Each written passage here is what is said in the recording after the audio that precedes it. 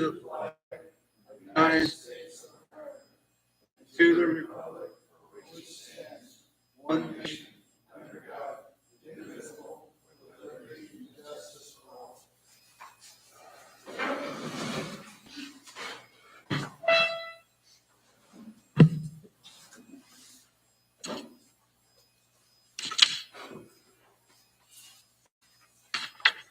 Okay, first on the agenda, I don't know if there's any representation here tonight or not with Justin. Kevin, how did you leave that with them? He's going to reschedule. He's going to reapply or file that petition and reschedule probably January, I guess. Okay, Nathan. Good evening, everybody. I will keep it briefer than usual tonight. First, wanted to give you some general updates on the courthouse project.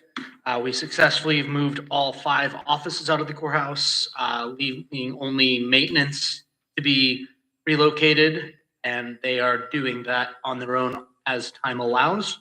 And then we just have a few odds and ends that either need to go to their proper temporary offices, go into storage, or go into the dumpster. And then the pieces of furniture that will be refinished. The moves were very smooth. We probably only required about 2/3 of the time that had been expected and budgeted. I'll be spending a little bit of time in the building this week, going and addressing some of those things that are still there, making deliveries over to the annex, et cetera. And the Groot will be installing telephone in the front entry of the East Annex, and we'll have some sort of written directory there so that residents who have mobility issues are able to call to the appropriate office before trying to go up the elevator or get up the stairs, see if they can be assisted by somebody coming down. We've got a desk there in the lobby so that if, say, Mary needs to come down to assist somebody, she's got a place to sit down and work and take care of that. So really, that's all on the move front. The clerk's office has requested that we add an office machine to our lease with Cardinal for copying books and documents in the Justice Center basement for the duration of the project, while the countless frightening number of files are down there and they're across the street in the ANSYS building. The auditor confirmed that that process needs to start with.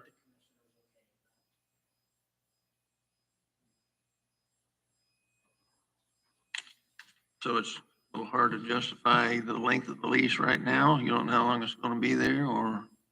I would say if we said 15 to 8, I don't know what sort of terms they can set for us, but if we said 18 months, I'd like to think that would be sufficient.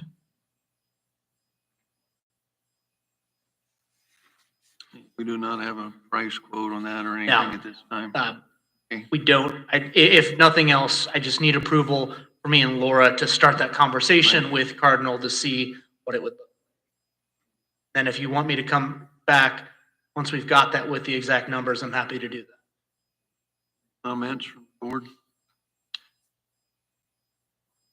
Feel probably it's needed, right? Go ahead and pursue. Right. Do that. And as far as the process of getting the bids to where they need to be so that we can reissue as needed, resolicit as needed, and finally get the bond issued, I do have a firmer number I can give you now that we had 2 weeks ago. The total, just for the bids, not the project cost, the bid total needs to come down by about 3.54 million, which obviously does sound pretty steep, but I think we have already conservatively cut about 2.1 million, working through the scope and looking at where there either were some duplicated bids, the glass contractor and the interior carpentry had the same thing in, and so we were able to cross that out. Various things where we felt it was safe to cut because while it wasn't a necessity, it was something that if it had come in where we needed to be would be a nice thing to improve workplace quality of life or flow for employee or for the public. but nothing that we feel is crossing the line from cost cutting to corner cutting. It's sometimes a very difficult line to stay on the right side of, but we've had, I think, 6 or 7 calls. We've done a walkthrough with Ton and Blank and the glass and doors subcontractor to get some ideas. So we're being very cautious, but I do think that though it'll be a few more weeks, we are going to get this project where it needs without making any unjustifiable sacrifices. You get about 1.4 million left then. Yeah. So there were a couple that came in really high that we haven't been able to actually factored into the cuts yet, but we think are going to be able with more scope work.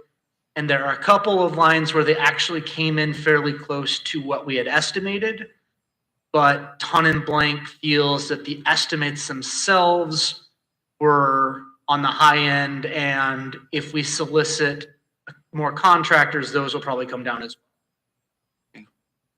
You ever address the engineering side of that? Yes and no.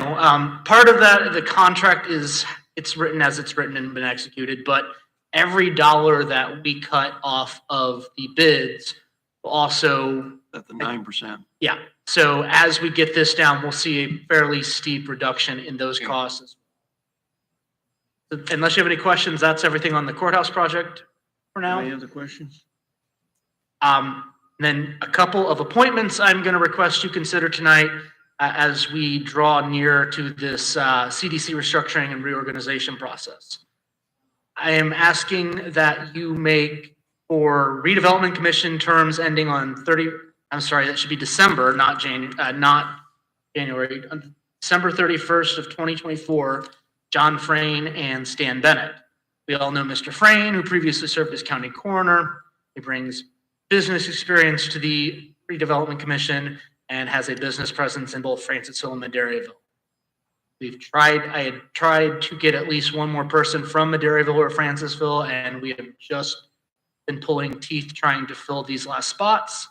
However, I do have as my second appointee for the redevelopment commission, also ending on the 31st of 2024, Stan Bennett. He is a resident of Francisville. He serves on the board of the Chamber of Commerce and is the plant manager at Light Street. If you approve these 2 appointments, we will have filled all 7 redevelopment commission seats for the 2024 term. We'd need a motion to approve John Frayne and Stan Bennett for this committee. I would make a motion to approve both of those gentlemen, John Frayne and Stan Bennett. For the redevelopment commission. Mike seconded it. Any other discussion? All in favor, say aye. Aye. Aye. And then for terms on the Advisory Commission on Industrial Development ending on the 31st of December 2027, Tim Fox of the Winamac Electric Utility to fill the local utility seat, and Doug Roth of Winamac Coil Spring and a former C.D.C president to fill the flexible unspecified. If you approve these 2 appointments, we will have filled 5 of the 6 industrial park board seats. The final one reserved for someone representing organized labor in the building trades has always been the most difficult one for us to fill, given the limited number of union shops in Pulaski County. But we will keep working on that. Did you ask Mr. Passerisi to serve on anything? I'll have to have a talk with Doug tomorrow. Okay, we would need a motion to approve Doug Roth, Coil Spring, and Tim Fox for the Advisory Commission on the Industrial Development. So moved. Any other discussion? All in favor, say aye. Aye. That is all I have for you this evening. Do you have any questions? Have anything for Nathan? No. Thank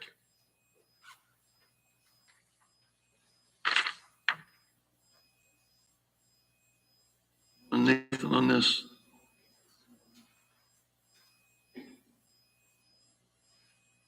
Okay, we'll go down to other business. Have the claims. And payroll number 24, approve.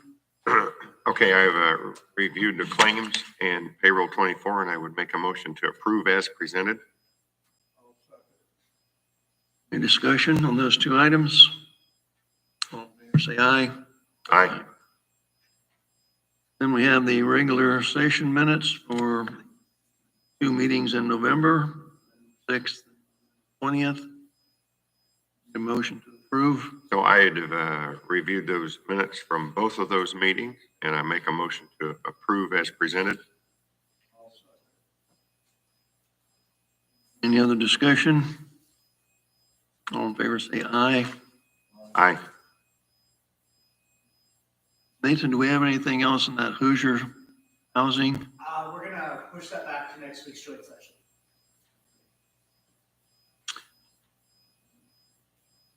We have a couple people that has some discussion. Gary?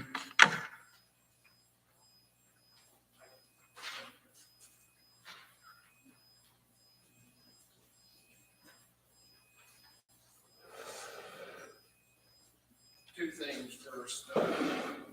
Jeff with United, our consulting, bridge consultants, we got our draft agreement back from NDOT today, and we will bring it to the commissioners meeting on the 18th to get signed for your approval. Is that correct? That's correct. This is a boilerplate agreement that NDOT utilizes with all 92 counties for the bridge inventory. And that's the one that allows 80% of the cost to be paid by NDOT, so you guys don't pay 20% is free. So we got that one, and I was looking at, I had a gentleman here today to put in possibly a new handicap door here for handicap accessible. We have another gentleman coming, I believe, Larry met today with me, and we're gonna get one quote. The other guy's coming, I believe, tomorrow to give us a quote to put in a new door with a button for handicap.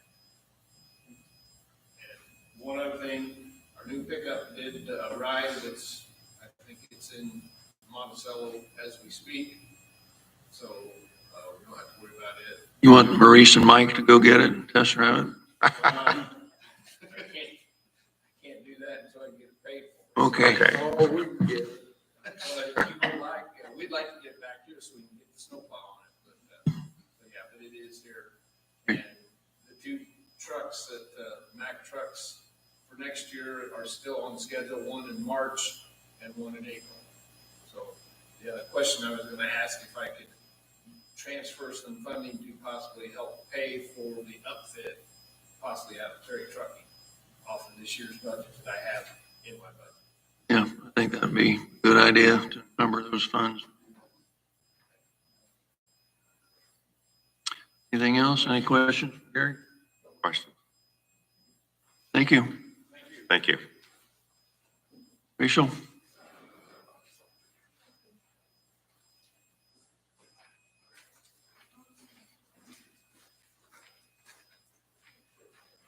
Might check and see if those microphones are on. I thought it sounded like it was on. You're loud. I thought I was talking too loud. Andy and I are here for Pulaski County L.E.P.C. to request the purchase of a map plotter printer. Usage of the printer would be maps for the fire department to use for search and rescue, for lost of persons, along with all the other things on the list. I would be available 24 hours if something came up live. The police need a map of an area or something like that.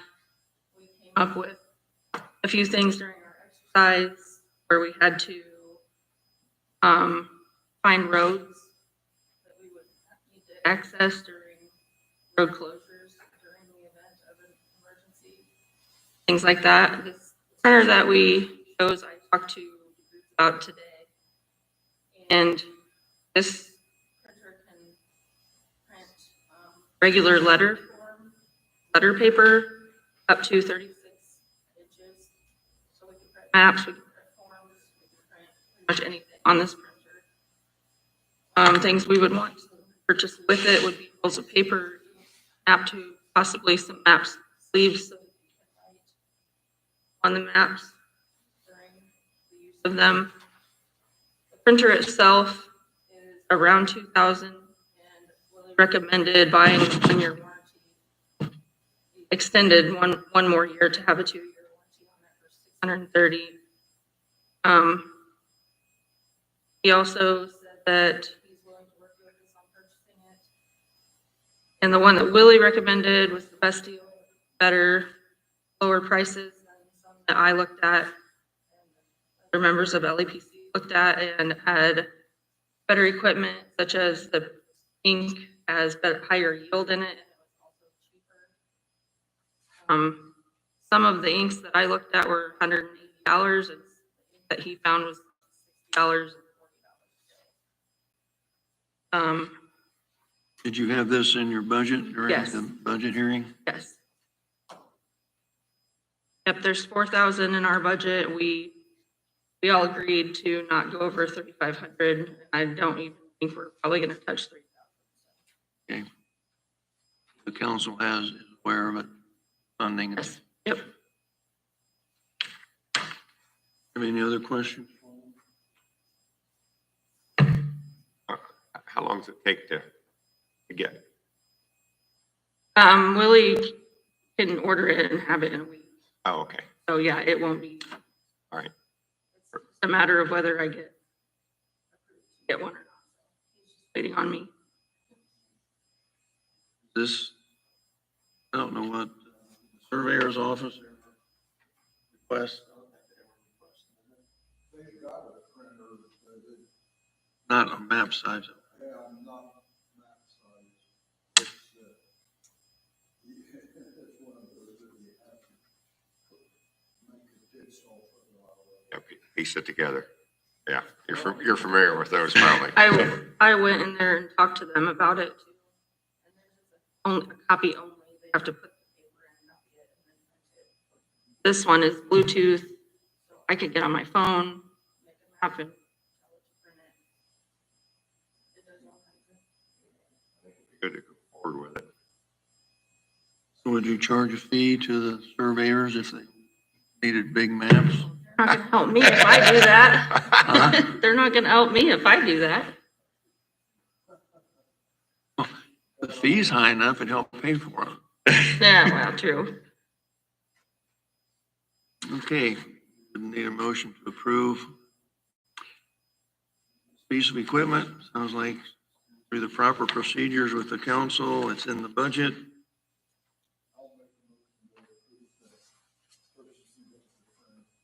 I would second that motion.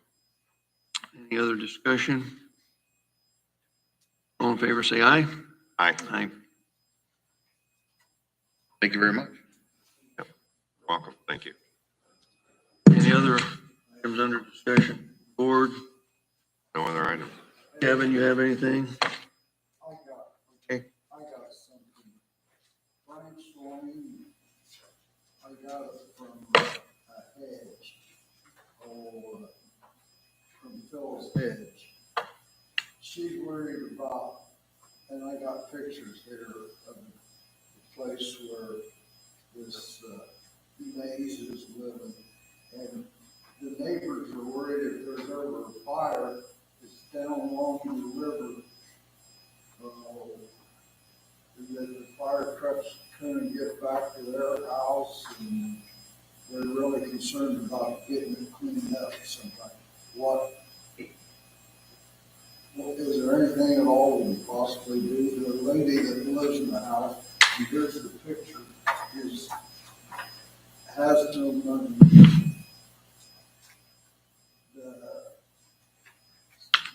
Is the building inspector aware of the issue? Oh, yeah, she's got the same pictures and everything, and she sent the same pictures, I think, to the assessor too. But it's more so than an eyesore, it's the safety hazard that if you ever catch on fire, to turn all the way out to 119. It's just right on the bend, coming north out of Pulaski, it's called Frank's Lane. And